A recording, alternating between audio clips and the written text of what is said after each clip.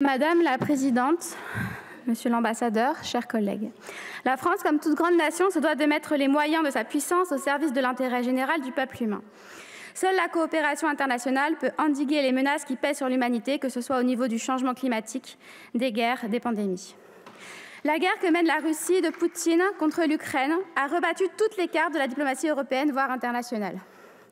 Parmi ces pions, il en possède un qu'il a toujours eu du mal à reconnaître,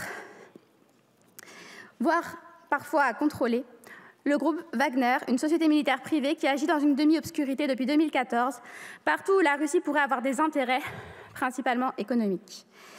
Que ce soit au Mali, en Libye, en Centrafrique, en Syrie ou encore en Ukraine, Wagner s'est tristement illustré par ses exactions à l'encontre des populations civiles locales. Il s'agit d'exécutions, de viols ou encore de pillages. Il est de notre devoir de parlementaires de dénoncer ces crimes de guerre. Oui, Prigojine est un criminel de guerre et son organisation également. Nous condamnons les milices Wagner ainsi que la guerre insupportable menée par Poutine contre l'Ukraine. La France et l'Union européenne doivent œuvrer pour la paix. C'était le sens notamment du vote pour de nos parlementaires européens de la France insoumise quant à l'amendement qui déclarait que les attaques délibérées et les atrocités commises par la Russie contre la population civile de l'Ukraine constituent des actes de terreur et des crimes de guerre. Aujourd'hui, chers collègues, vous nous demandez de nous positionner sur le fait que Wagner soit une organisation terroriste. Permettez-moi déjà de nous interroger collectivement. L'imprécision de ce qualificatif nous laisse dubitatifs. Ce terme de terroriste renvoie à une réalité politique et juridique précise, mais vous l'avez tellement galvaudé.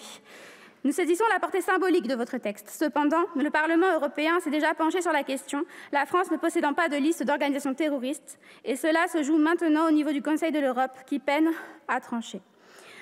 On rappellera d'ailleurs que les États-Unis eux-mêmes ont renoncé à cette appellation. N'avez-vous pas peur que la portée symbolique de ce texte ne se heurte fortement au principe de réalité? D'autre part, les 10 premières sociétés militaires privées sont américaines, britanniques et canadiennes. Que ce soit Blackwater, Black Shield ou Wagner, elles sont toutes dans le viseur de la justice pour des crimes de guerre. De ce fait, nous ne comprenons pas pourquoi seule Wagner doit être inscrite sur la liste européenne des organisations terroristes.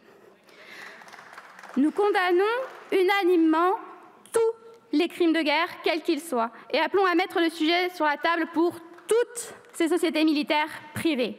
C'est pourquoi nous refusons de cautionner une indication à géométrie variable. Ce qu'il faut dénoncer, c'est la privatisation de la guerre qui permet aux sociétés et aux États, la France y compris, il faut balayer devant sa porte, de se défausser de la responsabilité de l'usage de la violence et de la force, pour reprendre les mots de l'ONG War on Want.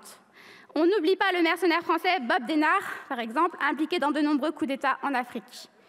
Par ailleurs, Wagner est de plus en plus présente sur ce continent. Ce groupe est devenu un véritable outil géopolitique et géostratégique de la Russie. Wagner a peu à peu remplacé les militaires de l'ONU, de l'OTAN ou de la France dans ces pays. Ne risque-t-on pas de s'aliéner tous ces pays africains en déclarant que leur principal sous-traitant de sécurité intérieure est une organisation terroriste, surtout que dans certains pays, le ressentiment anti-français, comme pays colonialiste, est déjà très fort.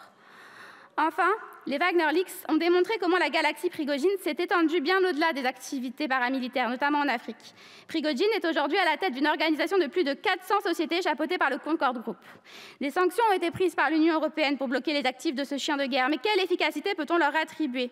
Lui-même les juge raisonnables. Il y a sûrement là un sujet de réflexion que nous devons sérieusement étudier. Car oui, ce qui nourrit le mercenariat, c'est la recherche du profit. Le capitalisme porte en lui la guerre comme la nuée porte l'orage, vous dirait Jean Jaurès. D'ailleurs, c'est bien la raison pour laquelle le groupe Wagner cherche à se retirer du conflit ukrainien, comme en attestent plusieurs articles de presse récents. Finalement, la rentabilité espérée n'est pas au rendez-vous. Encore une fois, nous n'avons aucun souci à reconnaître les crimes de guerre de cette organisation, tout en ayant conscience que cette résolution relève essentiellement de la déclaration d'intention et que la symbolique l'emporte sur la sémantique. Mais vous, chers collègues, seriez-vous prêts à engager une démarche d'ampleur comme les Britanniques pour examiner au cas par cas toutes les milices privées et pour renforcer la lutte contre les sociétés mercenaires auxquelles la France et des sociétés françaises ont parfois recours elles-mêmes? C'était le sens de la proposition de résolution que la Guinée équatoriale a soumise en 2019 à ses pairs du Conseil de sécurité de l'ONU qui visait à renforcer la lutte contre les mercenaires dans le centre de l'Afrique.